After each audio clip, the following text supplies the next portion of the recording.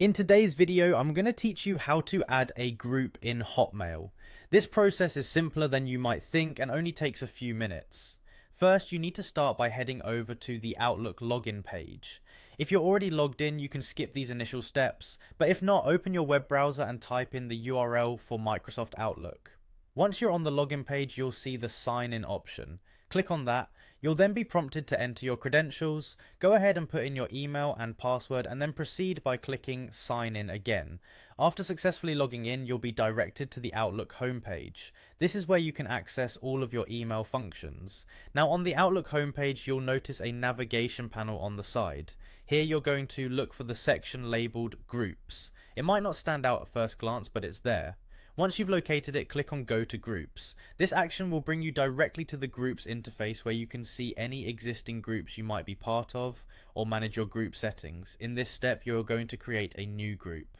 In the Groups interface, look for the option that says New Group. It's usually positioned fairly prominently, but if you don't see it right away, take a moment to scan through the available options on the screen, click on New Group, a new window will pop up, allowing you to start the group creation process. Once the new group window is open, it will ask you to input details for your group. Start by giving your group a name. Choose something descriptive that reflects the group's purpose. You can also add a group description to provide additional context. This information can help other members or potential members understand the group's focus or objectives. Some settings may also allow you to assign group members at this stage, so keep an eye out for that option if it's available.